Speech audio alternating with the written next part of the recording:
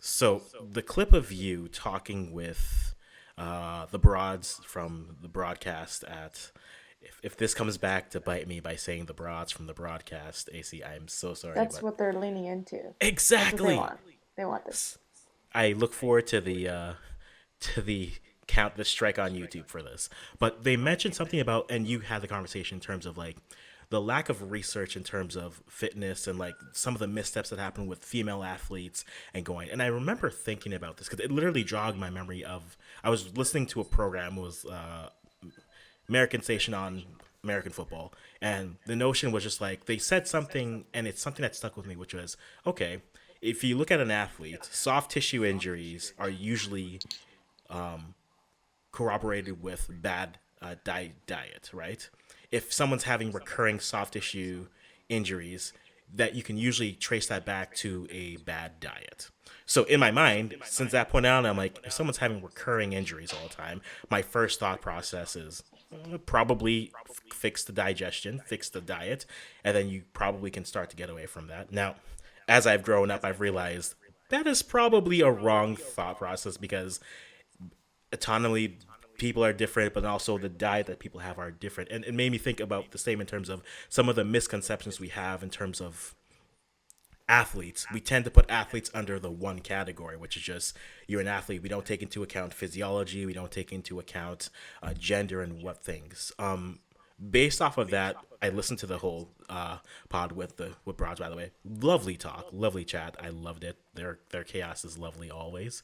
But like in terms of that, because again, your background is dietitian and working with that. Are there things that you have seen from the female athlete standpoint where we've gotten better and gone away from those universal notions of like, well, if something is an issue with them, if, for example, did you use the example that I brought in, which was like, if they're having recurring soft tissue injuries, it's probably a diet problem. So if you fix the diet, then that's have we gotten better there? Or are we kind of still in that frame where we're just thinking in that universal singular mode in terms of diets and athletes moving from your perspective? Yeah, I mean, diet's always really hard to parse out from everything else. Like Mm-hmm. the reason that nutrition research is so flawed and that there's so many misconceptions about nutrition and there's so many instances where we find out that we were like deeply wrong about something because now like we have more data. Either way, it's pretty flawed. It's really hard to isolate. It does always play a role. It's like you Mm-hmm. can't not look at nutrition if you're having recurring injuries Mm-hmm. because that would be playing a role in some regard, but it's so complex. It's really difficult to parse out. Have we gotten better? I don't think on average athletes like body image has gotten better. I think on average Mm-hmm. through the pandemic it's probably gotten worse, like if I were to guess. I think if you speak to people involved in the high performance space, I don't think nutrition is something that girls in teenage years are taking seriously, which is a huge miss. And Mm-hmm. so I don't think we've necessarily gotten better. I don't know if we have better research, but we definitely have better awareness, I think, of the frequency at which females get hurt more in Mm-hmm. specific ways as well. But yeah, I guess that's what I would say. No, that's fair. It was just something I wanted to ask you because I was thinking about that. I'm like, she might have an interesting perspective on it. And I think that would be good to have. But again, we're here to talk about all things WOSO, MOSO, GROSO, because it's still in my head. So well Grosso. done. All the Love so. it. Gold Cup W. I have many thoughts. I just finished drying off from watching the semis again. It was quite the experience. But if you're looking at it from a Canadian perspective, on the pitch, there are lessons I think that we learned. There are players who emerged. And dare I say, I don't think this team should be afraid of the mighty Americans. I think this team can play with them. I would like to see that game on a pitch that isn't waterlogged and rain soaked. But ultimately, for you, when you look at the Gold Cup W from the Canadian perspective, what are some of the things that you take away, and who were some of your standouts from there? Gold Cup, man. Yeah. That was a tough one at the end there. I feel like it would have been so nice to see a real test against the Americans because I think you're right. They don't need to be as worried as they have been in the past, especially with all this transition. If you look at how Emma Hayes has been setting up that roster, it's like, okay, you're looking at everyone for the Olympics then, like including the 16-year-olds. That's kind of wild because they do have to narrow it down soon. But for like on the Canadian perspective, like I don't think we didn't have a major test. I think in some aspects we looked good through the group stage. We scored a lot of goals, which was great. We weren't tested in some areas. Costa Rica, like the second time, was quite uncomfortable. I think. Um, just thank you, Evelyn Bien. I appreciate you. But in terms of standouts, I would say definitely Olivia Smith got another boost as she has been doing for some time. Like she's really making a case. I'm a Gabby Carl fan, so I'm gonna say Gabby Carl looked relatively good. I still don't think she's gonna necessarily make the roster, depending on injuries, but she did look relatively good, I think, in that tournament.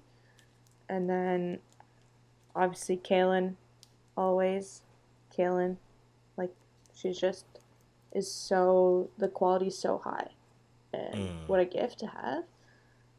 But yeah, I would say those are kind of the standouts. Jessie Fleming looked good as a captain, especially in that last game. You're like, why is Jessie so good at this? And then you're like, all right, she can run further than everyone by a long shot. So it made sense.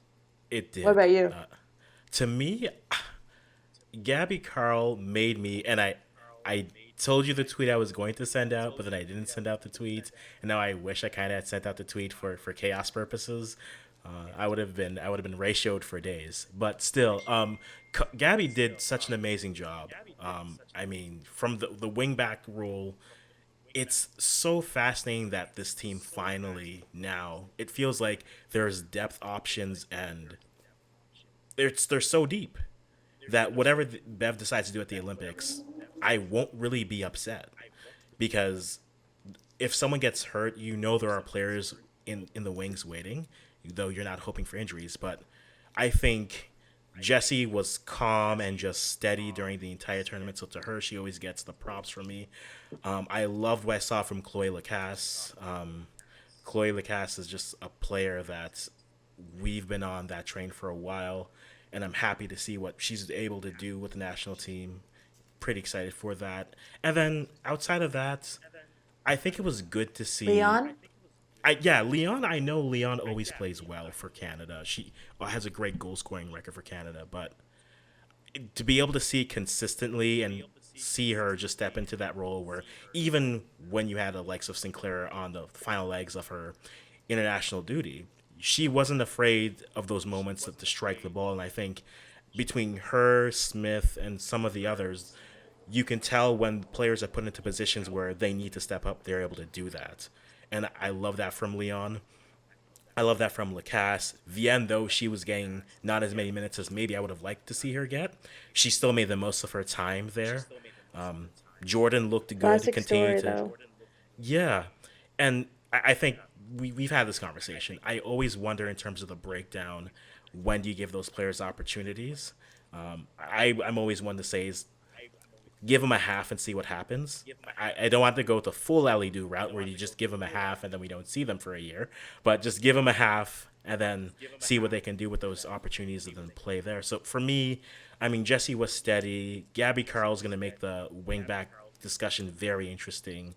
And then to me, again, it seems very top of the topic, but Adrienne Leon playing how she does, it's good to see those players. But I go back to Fleming because even in the game where I think it's the Costa Rica game where they made a few subs and they moved players off, and then Jesse had to start to go further up the pitch and be involved. You saw her be that engaged. You saw her looking for opportunities. You saw her trying to put balls to the net and where they were saved. But you see that when you need players to step up, she does have that trigger. She does have that switch where she can switch to it, and I love that for the team. That's very good, which kind of leads to the conversation, which is Olympics. We have She Believes Cup that comes before the Olympics. We have the Olympics coming there. what we're assuming is going to be 3 friendly sets, so 6 games before the Olympics coming through. I want to ask you the bubble question, which is interesting, but I'll save that there.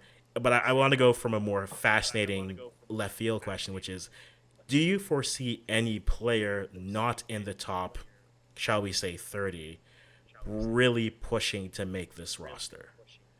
Right? Do you foresee someone They're not outside in the of, top 30? yeah, not in the top 30? No, Hmm. no. Not from the not top 30. Like, just Bev hasn't been inclined to do that. Mm-hmm. And Bev picks players that she's known.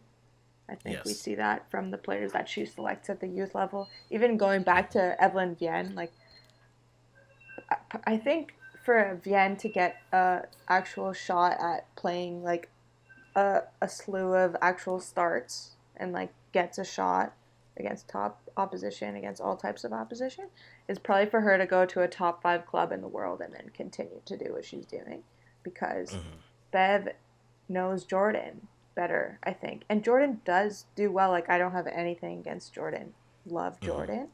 But the point being, I think Bev goes with what she knows for the most part. And if you're going beyond top 30, I don't think she'll go there. Consider Aladu is definitely in the top, like, let's call it 26 at this point, but she Yeah. still can't get a sniff, right? Like, she's just been, No. even with Chloe Lacasse, how long did it take? Like, she didn't know Mm-hmm. Chloe. It took a long time for her to trust Chloe, right? So I would say there's probably not a big chance. Yeah, and I find that's more of a product, and we've had this conversation where it's like the where you which pipeline that you chose shows that familiarity, right? And it's always a conversation with this national team and even to the men's national team, but again the women's, it's always a question of form versus trust.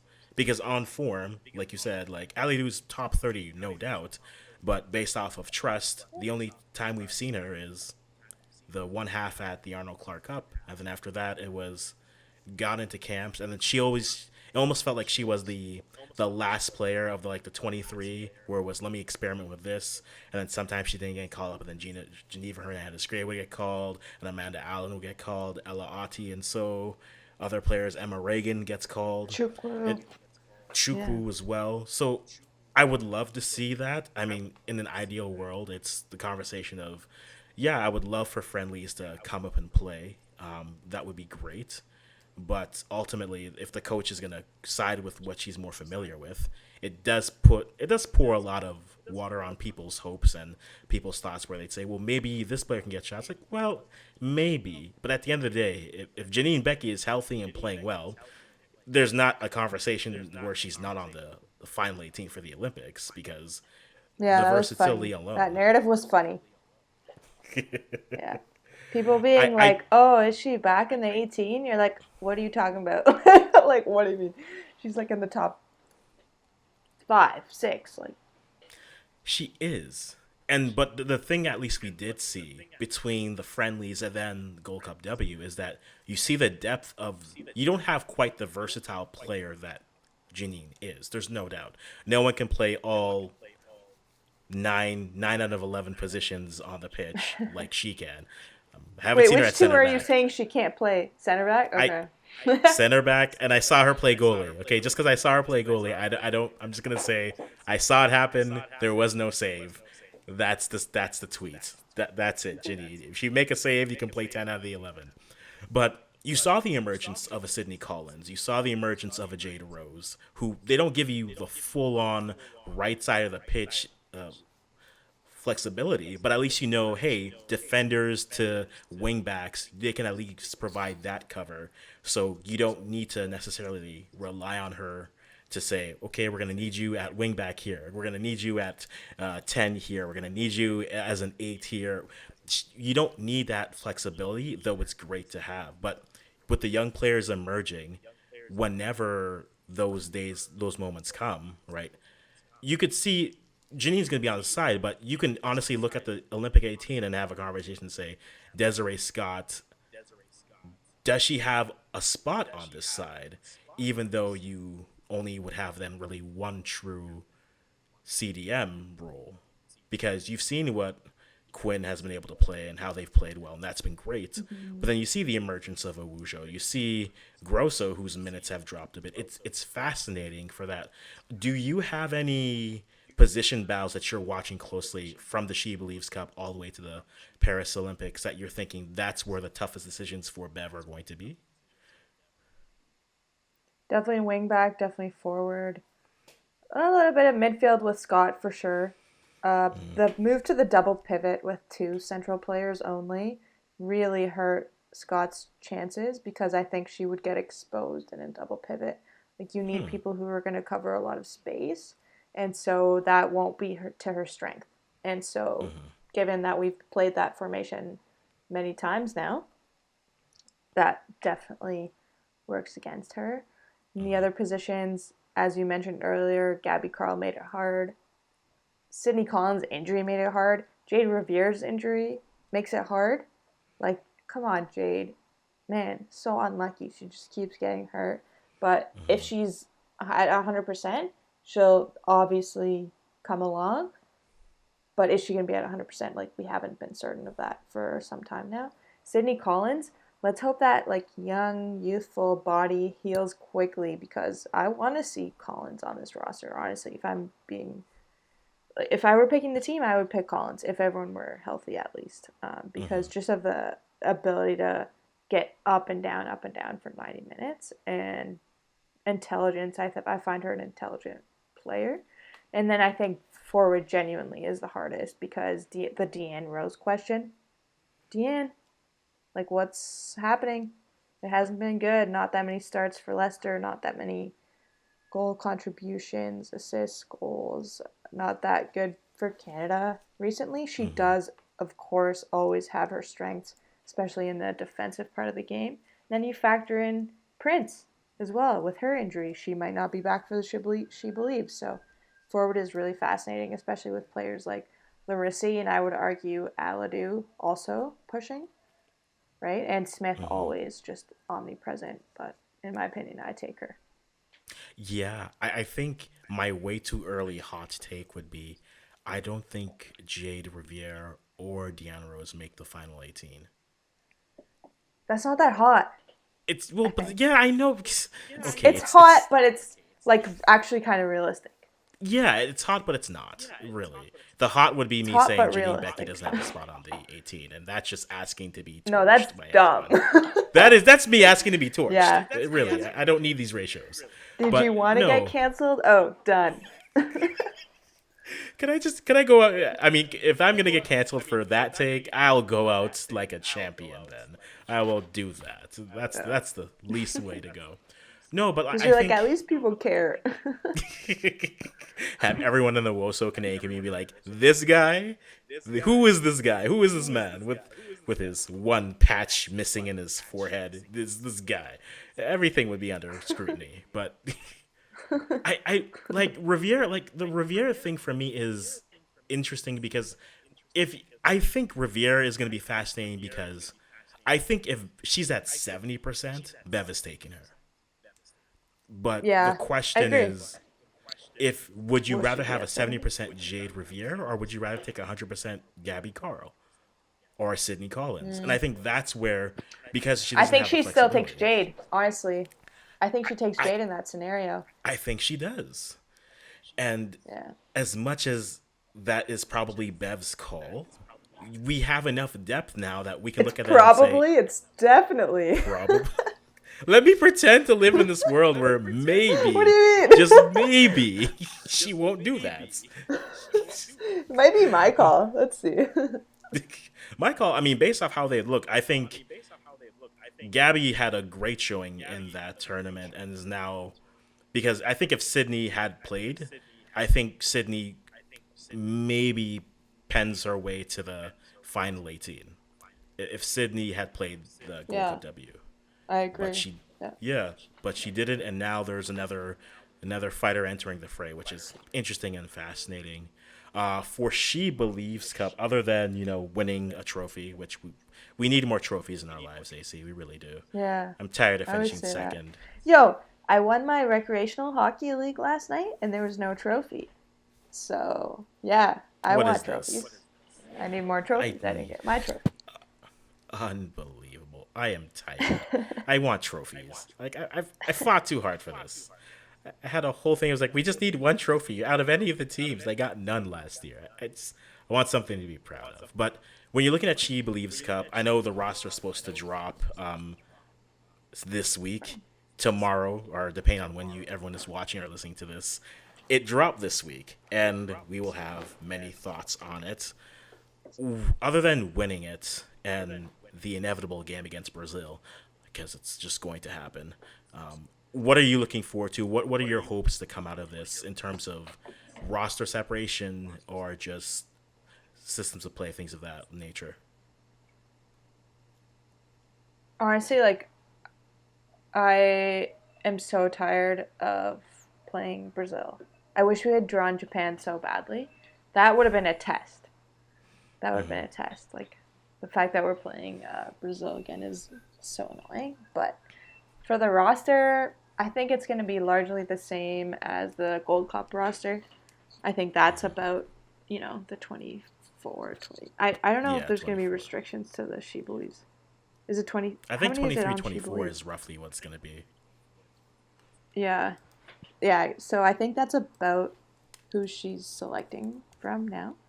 So Revera's out, Rose is out, Scott it looks to be out. Becky will be back in based on just her crushing it with Portland in the first few weeks.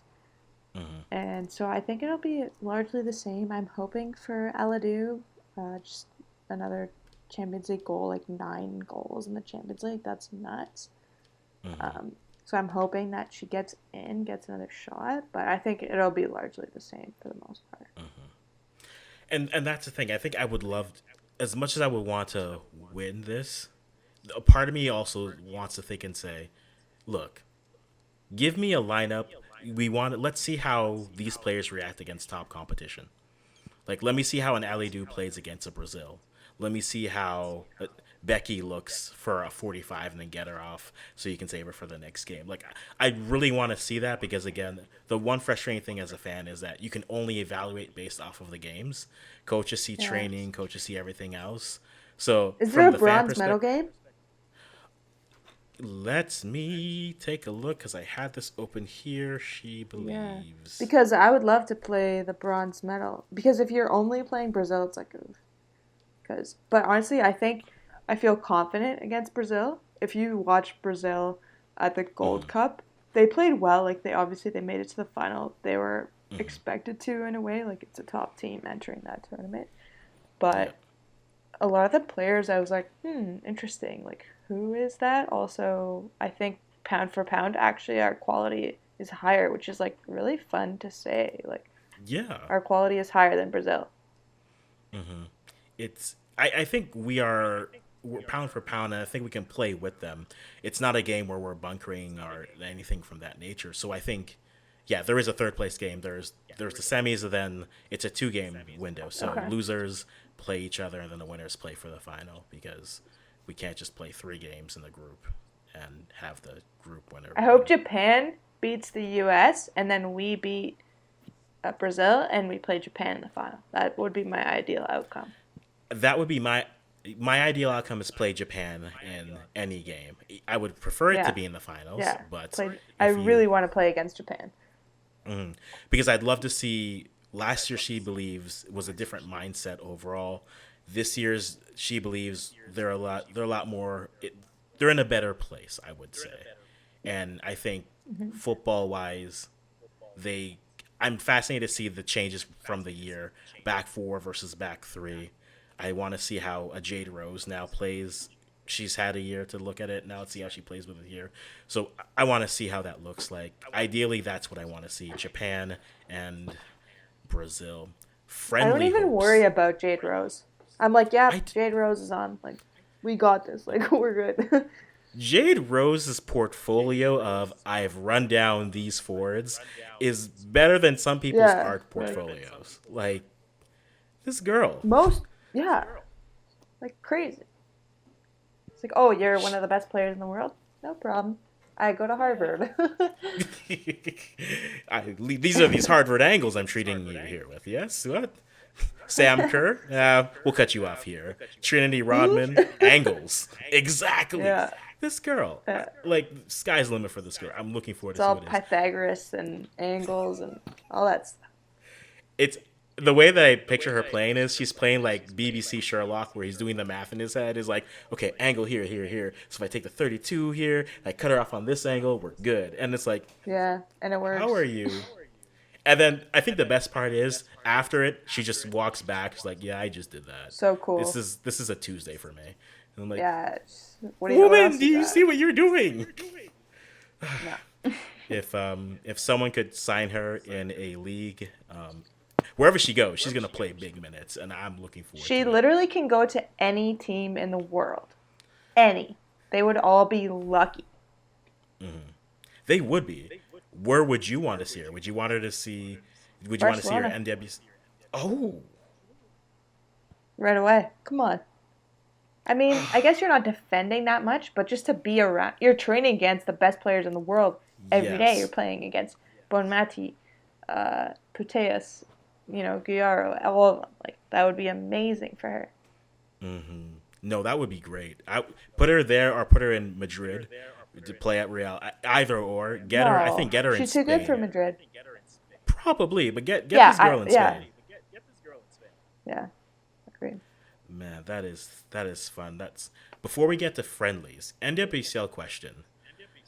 So they signed a new TV deal, and now they're acting like the men's Premier League in 1992, where they're like, "We want an Oshala, bring her here over. We want a Barber Banda. We want everything." It is interesting watching how that league has gone from growing its product and now where it is now, where they're just saying, "Yeah, we are where the money is, and we're gonna have great teams. We have 14. I think their cap is 20, and then I'm curious to see what they do after 20, because if they get bigger than 20, how do they differentiate that? Do they go into two different leagues? Do they go into two different conferences? I'm fascinated to see after what they do after 20, but the NWSL, their growth and what they are doing, the access that we have to it now, whether that's through TSN, whether it's through NWSL Plus, how does it feel to be a women's soccer fan in North America right now, where you have access to arguably some of the best players in the world, and also more on the way with Project 8 coming in Canada next year? It feels good. Feels great. Yeah. I drove down to New Jersey for the Challenge Cup um, final game, and it was about 14,000. So it was more than the last time I had been, which was earlier in the 2023 season, like Yeah. middle of the year, or no, it was in the fall. But either way, that was their record selling crowd, and we beat that in the Challenge Cup day, and like the attendances have been insane. So that wasn't even that impressive, which is cool. But yeah, it's a really good time to be a women's sports fan generally, I think, and women's soccer specifically. The quality's great. I really love what Amazon Prime has done. I know that people are like, "Oh, we have to pay for it now," but I'm like, "Okay, we gotta like pay for it so that people know that we want to pay for it, right?" Which, ironically, in Canada, we don't necessarily have to. No one tell TSN that NWSL Plus still works. I feel like that's an accident. Like, I don't know why that's available for us to do, but no one tell them. Do not tell them. Either way, it's a great time. I'm watching the NWSL this Friday. Like, I'm so excited. It's gonna be a great weekend. Great games, great quality. Thank you to everyone who's brought us here. Like, amazing. Thank you. No, honestly, it's great. I mean, like you said, it's a great time for women's sport overall. PWHL getting ready to get into playoffs for the first, and like rumors of WNBA Toronto. I'm just like, just bring. I'm gonna be a We're there. triple season ticket holder. Hockey, check. Basketball, check. Soccer, check. Let's go. And that's the funny thing, because it's like we have to show that we want. It's like the incredible thing about this year is that what is an attendance record in women's sports these days? Because it just gets broken, right? Like you Yeah, it's crazy. every week it's a new thing. It's like, man, good for you. You are involved with Project 8. I know you'll probably have this conversation with Miriam and everyone else in your PR team. I see the hat. If you can somehow tell me where I can purchase one, because again, I want to show that I want it. I don't want to get it for free. So tell me where I buy it from. I'm going to buy one. But like when you're looking at those things, those leagues, are there things that you hope that Project 8 takes from that? Are there lessons that you hope, hey, we can do this? Even if it's as simple as just engaging the local fan base properly, because there are people there who want to support, but you have to tell them and get them engaged and get them excited to do it. What do you think Project 8 could learn from NWSL, PWHL, and the likes? A lot. Like the fact that we have kind of a model that we're working on is super helpful. Obviously, it's still Canada, so it's unique, and hockey is different than soccer, but like there's a lot that we can take. So for Project 8 and the PWHL specifically, so relevant to Canada, I think the big thing for me is always visibility. Make it act like make people have ready access. If any person out there in Canada is like, oh, maybe I should check that out, it should be as easy as possible. Put it on YouTube, whatever. Like, we just need to build the fan base. That's what DAZN's doing with the Champions League, right? And like, their plan was to monetize it this year. We're not there yet. Keep giving it away and like keep letting people access the product, because when they see the product, they're like, okay, I can get behind this, right? So definitely visibility would be the first thing. Learning from the PWHL. I'm in Toronto, so I do have the season seats for Toronto.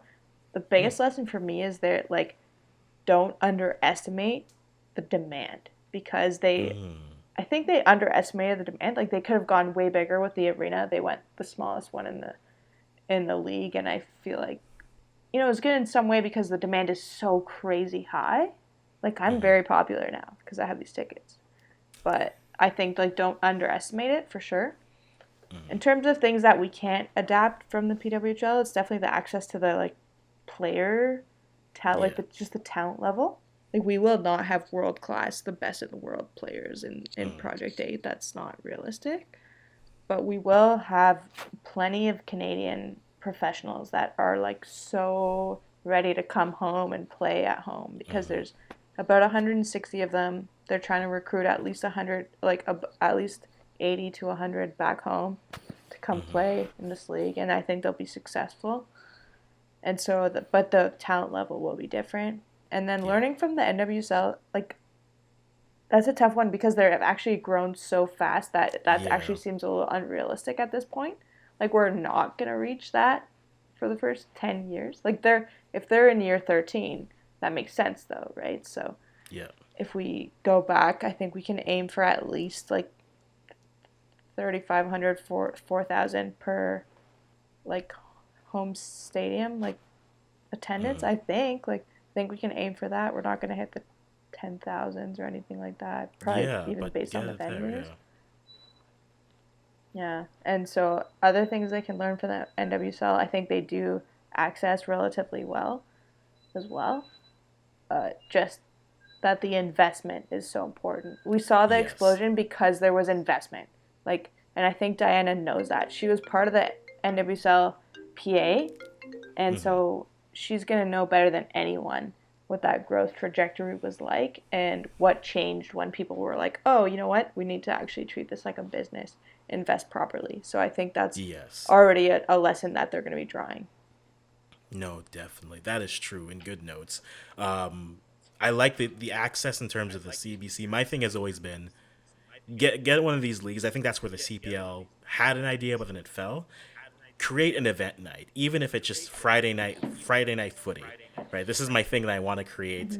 CBC, get your showcase game, whoever it is. It's a game. It's televised. It's on CBC. Everyone sees it. It's still accessible, but get it on the television so that every Friday it's like, okay, cool. There's this, there's that, but okay, what Project 8 footy going on? We got Foothills Yeah. playing Athletic Club Toronto. Okay, cool. Let me watch. Throw this on. Let me watch that, and let's go from there. And I think that'll be great to grow because the access is the most important thing. Get in front of eyes, get them to invest, and then that gets them to get to seats. That gets butts and seats, and then eventually that grows the product even more. Last question before we head out: if you could schedule 4 friendlies for the women's national team before the Olympics. Now, let's just say for argument's sake, they're all going to be in Canada because no one loves more a homestand than Canadian fans. Who are the 4 teams you're calling to come in? And tell me why 2 of them are Brazil. Yeah, give me more Brazil. No. Yes. Well, I guess we're playing Mexico already, right? I think we Mm-hmm. kind of have learned that through, you know, the grapevine.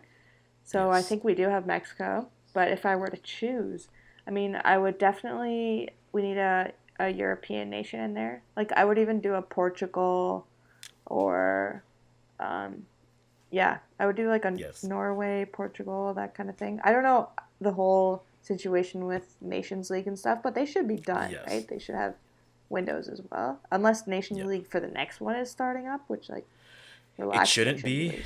but no, Yeah. yeah. So I would kind of pick one from each continent kind of thing. So I would definitely Mm-hmm. pick an African nation as well. Like Mm-hmm. even I would do a Morocco again. I would do a South Africa. Like I would do any of the African Mm-hmm. nations. I would also do. I don't know if I would do South Korea again, but China like that. China would be cool. Mm-hmm. And um, yeah, maybe either. I mean, we've done a lot of South America, so maybe not South America, but Yeah. um, yeah, those are some examples. Not bad. Portugal was definitely on my list because I'm just like, why not? They're a team that's like at a Yeah. level where I think they're emerging well enough. Portugal or even I forget who the other one I had. There's the 2 teams that didn't qualify from UEFA for that have just lost them. So I'll go Portugal with that. From Africa, I do agree with you. The top 4 are your typical top 4. I want to throw in an interesting side like again. I want to throw in Ghana because they've been emerging Mm. really well. I like what their coach has been doing with that side, and they pushed Zambia to the brink to get to the finals for Olympic qualifiers. So they're a side that's emerging. Maybe it turns lopsided. Maybe it's a good game, but they still have some emerging players on that side, which wouldn't be a bad idea, and that can work well. South America, again, we've seen them all. And we're gonna play Brazil twice more this year anyway, so let's just wait for that to happen. Anyways, um, you might as well. Yeah, I feel like they're gonna play them in the Olympics. It's my tweet is out there, AC.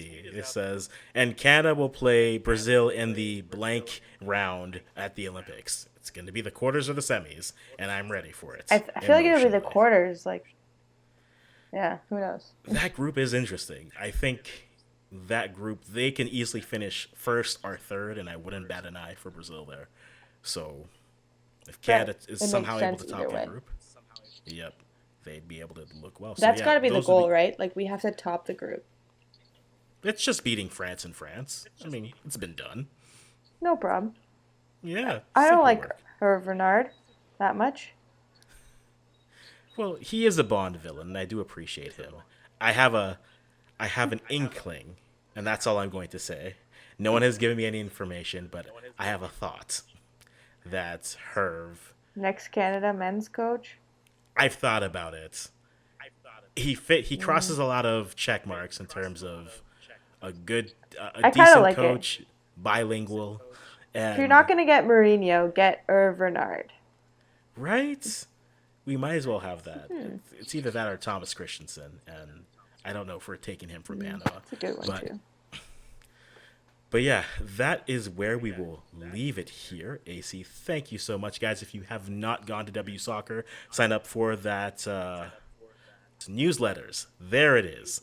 Newsletters. Anyways, if you guys haven't already, sign up for the newsletter for all things WOSO in Canada. Make sure you do that. She has her preview for the NWSL that's there, guys. Make sure you're following her for all things related to WOSO in Canada. Guys, thank you so much for the time. And until next time, we simply say bye bye for now.